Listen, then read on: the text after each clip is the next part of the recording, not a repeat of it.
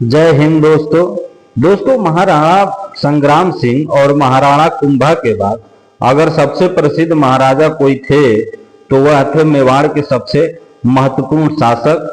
और इन दोनों अपनी शक्ति के बल पर पूरे मेवाड़ साम्राज्य का विस्तार किया था और ठीक उसी के तहत अपने पूरे राजपूताना के सभी राजाओं को एकत्रित किए थे।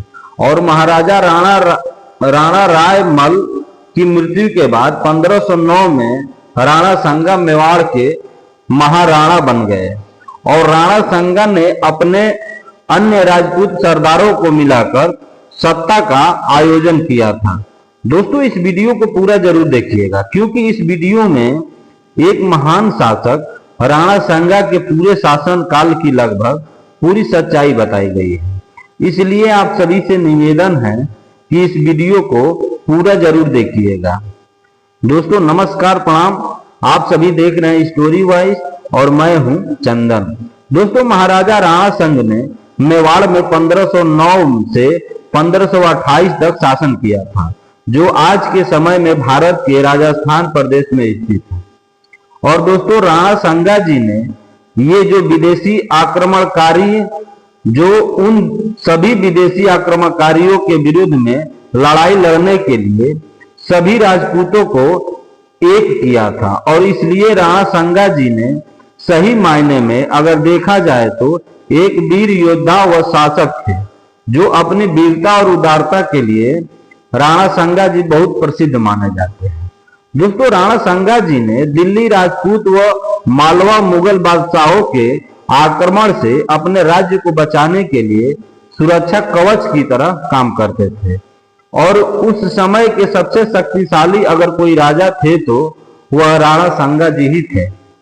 दोस्तों फरवरी 1527 ईस्वी में खानवा के युद्ध से पहले बयाना के युद्ध में राणा संगा जी ने मुगल सम्राट बाबर की सेना को हराकर के बयाना के किला पर जीत हासिल किए थे। अच्छा दोस्तों जो खानवा जगह थी वह आगरा से लगभग 60 किलोमीटर पश्चिम में खानवा नामक गांव है।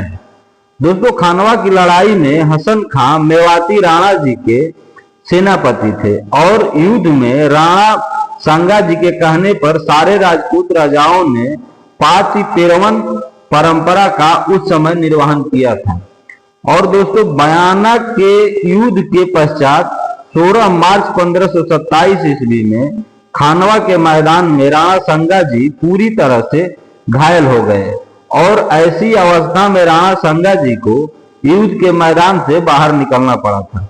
और उनकी जगह पर उनके परम मित्र राज राणा अज्जा झल्ला ने ली थी। और वहीं से राणा संगा जी ने अपनी वीरता से दूसरों को प्रेरित किया। और दोस्तों राणा संगा जी के शासन काल में मेवाड़ अपनी समृद्धि की सर्वोच्च ऊंचाई पर था। यही नहीं एक धर्मपरायण राजा की तरह इन्होंने अपने राज्य की रक्षा तथा विकास की थी। दोस्तों राणा संगा जी इतने वीर थे कि उनकी एक भुजा और एक आंख और एक पैर खोने के बाद भी यानी राणा संगा जी के अनगिनत जख्मों के होने के बावजूद भी राणा संगा जी ने अपना महान पराक्रम नहीं खोया।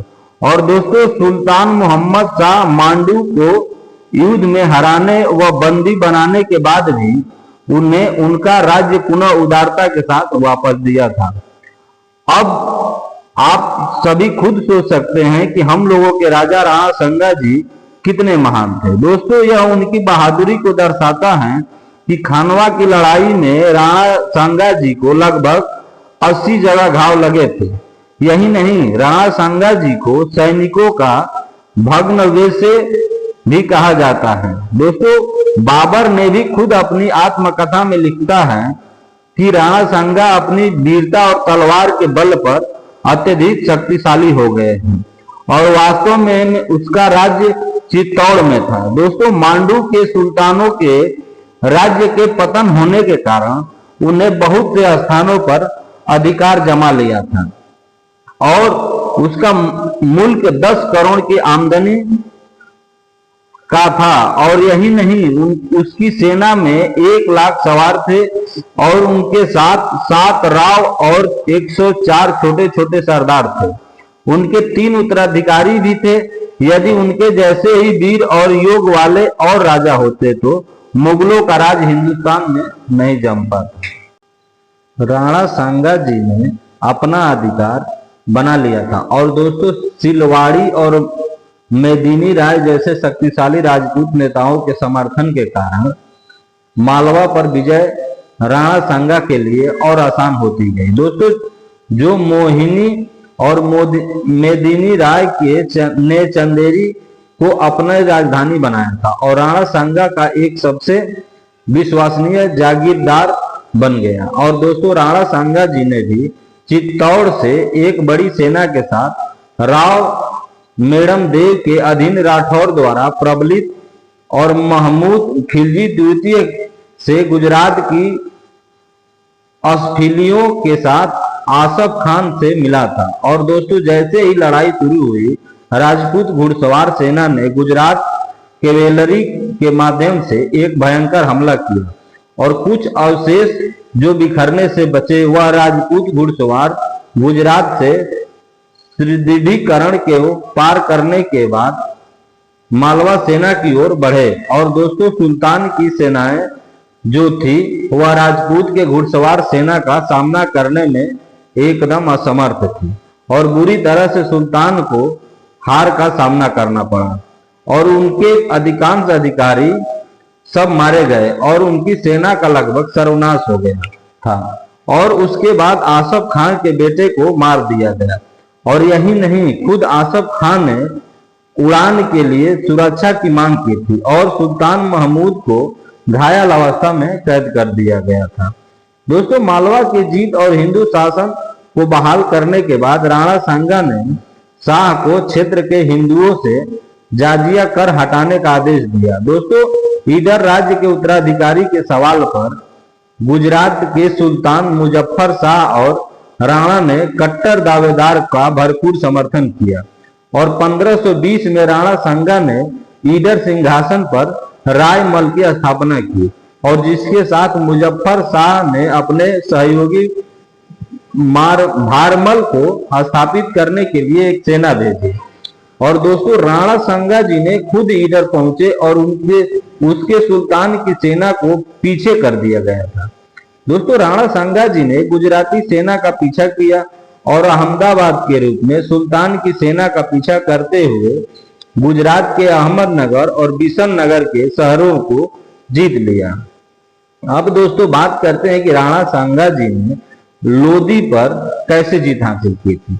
तो दोस्तों इब्राहिम लोदी ने अपने क्षेत्र पर संघ द्वारा अतिक्रमण की खबरें सुनाने के बाद एक सेना तैयार किया और 1517 में मेवाड़ के खिलाफ मार्च किया और राणा सांगा जी ने अपने सेना के साथ राणा लोदी की सीमाओं पर खतौली में लोदी से मिले और खतौली में आगामी लड़ाई में लोदी सेना को गंभीर चोट लगी थी और लोदी सेना को बुरी तरह से हार का सामना करना पड़ा था और हारने के बाद लोदी की सेना मैदान छोड़कर भाग गई और एक लोदी राजकुमार को पकड़ लिया गया और कैद कर लिया गया और इस युद्ध में राणा सांगा स्वयं घायल हो गए थे। दोस्तों राणा सांगा जी धौलपुर के युद्ध की बात करें तो दोस्तों इब्राहिम लोदी ने अपनी हार का बदला लेने के लिए अपने सेनापति मियां मखान के तहत एक सेना राणा सांगा जी के खिलाफ भेज दिया और राणा सांगा जी ने फिर से बड़ी धौलपुर के पास बड़ी युद्ध 1518 ईस्वी को लोदी सेना को एकदम परास्त कर दिया और इब्राहिम लोदी को बयाना तक पीछा किया और इन सभी पर जीत हासिल करने के बाद राणा सांगा ने आगरा की लोदी राजधानी के भीतर फतेहपुर सीकरी तक का इलाका खाली कर दिया और मालवा के सभी हिस्सों को जो मालवा सुल्तानों से लोदियों के द्वारा कब्जा कर लिया गया था वह चंदेरी के सहित संघ द्वारा रद्द कर दिया गया था। और उसके बाद राणा सांगा जी ने चंदेरी को मेदिनी राय को दे दिया। अब बात करते हैं दोस्तों राणा सांगा जी की मुगलों से संघर्ष की। तो दोस्तों बाबर धीरे धीरे छोटी छोटी सल्तनत को अपने कब्जे में लेने लग गया था और भारत को पूर्ण रूप से मुगलिया सल्तनत में बदल दिया था और 21 अप्रैल 1526 को तैमूरिद राजा बाबर ने 5वीं बार भारत पर आक्रमण किया था और पानीपत की पहली लड़ाई में इब्राहिम लोदी को हराया और उसके बाद मार डाला। और दोस्तों, युद्ध के बाद संघ ने पृथ्वीराज कछवाह के बाद पहली बार कई राजपूत वंशों को एकजुट किया और 1 लाख राजपूतों की सेना बनाई और आगरा के लिए निकल पड़े।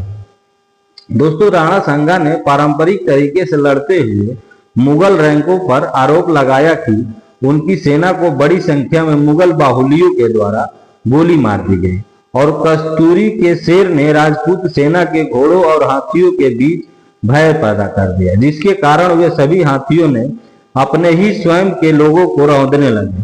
दोस्तों, राणा सांगा जी को मुगल के केंद्र पर आक्रमण करने का असंभव लग रहा था और उसने अपने आदमियों को मुगल गुटों पर हमला करने का आदेश भी दिया और दोनों गुटों में 3 घंटे तक लड़ाई जारी रही।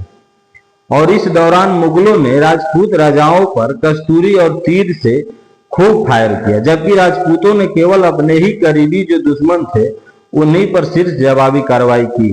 और पैगन के सैकड़ों सैनिकों के बैंड के बाद बैंड ने अपने पुरुषों की मदद करने के लिए एक दूसरे का अनुसरण किया।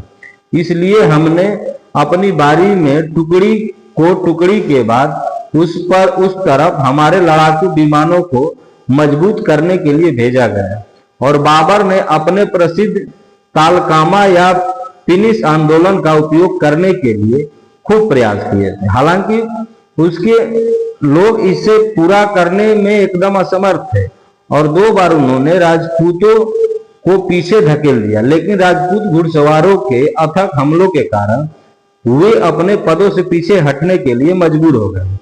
दोस्तों, लगभग इसी समय रायसेन की सिलहदी ने राणा की सेना को छोड़ दिया और बाबर के पास चली गई और सिलहदी की सेना ने दल बदल के कारण राणा सांगा जी को अपनी योजनाओं को बदलने और नए आदेश करने के लिए मजबूर किया। दोस्तों, इस दौरान राणा सांगा जी को एक गोली लगी और वह बेहोश हो गए, जिसके चलते राजपूत सेना में एक बहुत बड़ा भ्रम पैदा हो गया और थोड़े समय के लिए लड़ाई में एकदम खामोशी सा छा गया। दोस्तों, बाबर ने अपने संस्करणों में इस घटना को 1 घंटे के लिए अर्जित किए गए हैं। काफिरों के बीच बने रहने की बात कहकर लिखा है और अजा नामक एक सरदार ने अजा को राणा सांगा के रूप में काम किया और राजपूत सेना के नेतृत्व किया, जबकि राणा सांगा अपने भरोसेमंद लोगों के एक समूह द्वारा छिपा हुआ था। झल्ला अज्जा एक गरीब जनरल साबित हुआ क्योंकि उसने अपने कमजोर केंद्र की अनदेखी करते हुए मुगल पर हमले जारी रखे और राजपूतों ने अपने हमले को जारी रखा, लेकिन मुगल फ्लैग्स को तोड़ने में विफल रहे और उनका केंद्र गढ़वाले मुगल केंद्र के खिलाफ कुछ भी करने में असमर्थ था। और जद्दूनाथ सरकार ने निम्नलिखित शब्दों में संघर्ष की व्याख्या की है। दोस्तों, राजपूत और उनके सहयोगियों को हराया गया। 100 को बयाना, अलवर और मेवात तक पाया जा सकता है और पीछा करने की लंबी लड़ाई के बाद मुगल थक गए और बाबर ने स्वयं मेवाड़ पर आक्रमण करने का विचार ही छोड़ दिया था। दोस्तों, 21 फरवरी 1527 को मुगल ग्राम पर हमला किया और इसे खत्म कर दिया गया और केवी कृष्ण राव के अनुसार राणा सांगा बाबर को उखाड़ फेंकना चाहते थे क्योंकि वह उन्हें भारत में एक विदेशी शासक के रूप में मानते थे और दिल्ली और आगरा पर कब्जा करके अपने क्षेत्रों का विस्तार करने के लिए राणा सांगा को अफगानों के नेता हसन खां मेवाती और मृतक सुल्तान इब्राहिम लोदी का भाई मसूद लोदी ने राणा सांगा का समर्थन किया था और राणा सांगा ने 21 फरवरी 1527 को मुगल अग्रिम पहरे पर हमला किया और इसे खत्म कर दिया। बाबर द्वारा भेजे गए पुनर्मूल्यांकन समान भाग्य से मिले। हालांकि 30 जनवरी 1528 को राणा सांगा जी की मृत्यु चित्तौड़ में हुई थी, जो कि अपने ही सरदारों द्वारा जहर देकर मारा गया था, क्योंकि जिन्होंने बाबर के साथ लड़ाई को आत्मघाती बताने के लिए नए सिरे से योजना बनाई गई थी और यह सुझाव दिया जाता है कि बाबर की तोपें नहीं थी हो सकता है कि राणा सांगा ने बाबर के खिलाफ ऐतिहासिक जीत भी हासिल की हो, क्योंकि इतिहासकार प्रदीप बरुआ ने ध्यान दिया है कि बाबर के तोपों ने भारतीय युद्ध में पुरानी प्रवृत्तियों को समाप्त कर दिया था। दोस्तों, अगर वीडियो अच्छी लगी है तो एक लाइक तो बनता है दोस्तों, और चैनल को जरूर सब्सक्राइब कीजिएगा ताकि जब भी कोई वीडियो डाले तो आपके पास तुरंत पहुंच जाए। बाकी दोस्तों, महाराजा राणा सांगा की वीरता को लेकर आप सभी का क्या राय है, आप लोग कमेंट करके जरूर बताइएगा, क्योंकि आप सभी का एक एक कमेंट हमारे लिए बहुत महत्वपूर्ण है। बाकी दोस्तों, यह वीडियो अपने हर हिंदू भाई तक शेयर कीजिएगा ताकि हर हिंदू भाई राणा सांगा जी के बारे में, उनकी महानता को लेकर जान सके। नमस्कार, प्रणाम, जय हिंद, जय भारत।